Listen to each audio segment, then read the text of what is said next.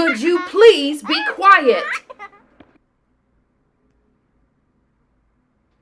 I'm sorry, boys and girls. I had to use my mama voice. Has that ever happened to you? Has your teacher ever used her mama voice on you before? I certainly hope not. Well, this class that I'm about to tell you about today, their teacher, let me just tell you about it. Are you ready? Miss Nelson is Missing by Harry Allard and James Marshall. The kids in room 207 were misbehaving again. Spitballs stuck to the ceiling. Paper planes whizzed through the air. They were the worst behaved class in the whole school.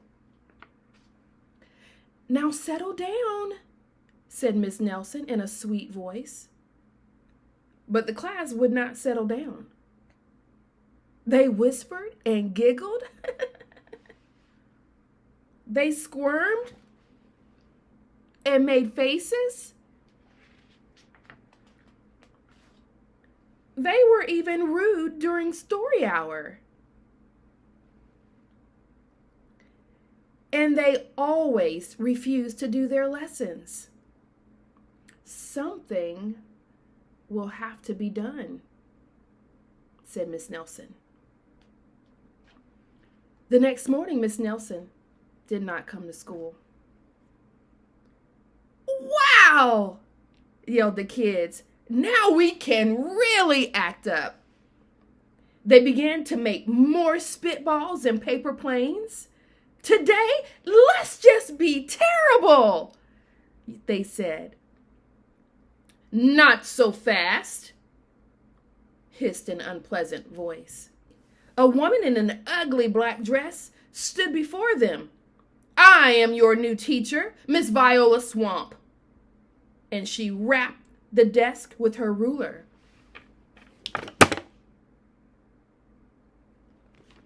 Where's Miss Nelson? Asked the kids. Never mind that, stamped Miss Swamp. Open those arithmetic books. Miss Nelson's kids did as they were told. They could see that Miss Swamp was a real witch. She meant business. Right away, she put them to work, and she loaded them down with homework.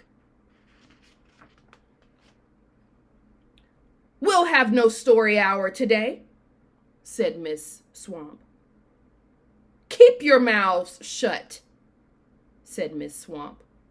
Sit perfectly still, said Miss Swamp. And if you misbehave, you'll be sorry, said Miss Swamp. The kids in room 207 had never worked so hard. Days went by, and there was no sign of Miss Nelson. The kids missed Miss Nelson. Maybe we should try to find her, they said. Some of them went to the police. Detective McSmog was assigned to the case. He listened to their story. He scratched his chin. He said, I think Miss Nelson is missing. Detective McSmog would not be much help. Other kids went to Miss Nelson's house. The shades were tightly drawn, and no one answered the door. In fact, the only person they did see was the wicked Miss Viola Swamp coming up the street. If she sees us, she'll give us more homework. They got away just in time. Maybe something terrible happened to Miss Nelson. Maybe she was gobbled up by a shark, said one of the kids. But that didn't seem likely. Maybe Miss Nelson went to Mars, said another kid. But that didn't seem likely either. I know, exclaimed one know-it-all. Maybe Miss Nelson's car was carried off by a swarm of angry butterflies.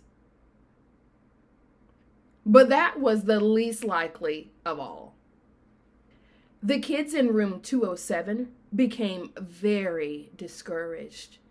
It seemed that Miss Nelson was never coming back, and they would be stuck with Miss Viola Swamp forever. They heard footsteps in the hall. "Here comes the witch," they whispered. "Hello, children," someone said in a sweet voice. It was Miss Nelson. "Did you miss me?" she asked. "We certainly did," cried all the kids. "Where were you?" "That's my little secret," said Miss Nelson. "How about a story hour?" "Oh, yes," cried the kids. Miss Nelson noticed that during story hour, no one was rude or silly. "What brought about this lovely change?" she asked. "That's our little secret," said the kids. Back home, Miss Nelson took off her coat and hung it in the closet, right next to the ugly black dress. Whenever it was time for bed, she sang a little song. "I'll never tell," she said to herself with a smile. P.S. Detective McSmog is working on a new case. He is now looking for Miss Viola Swamp.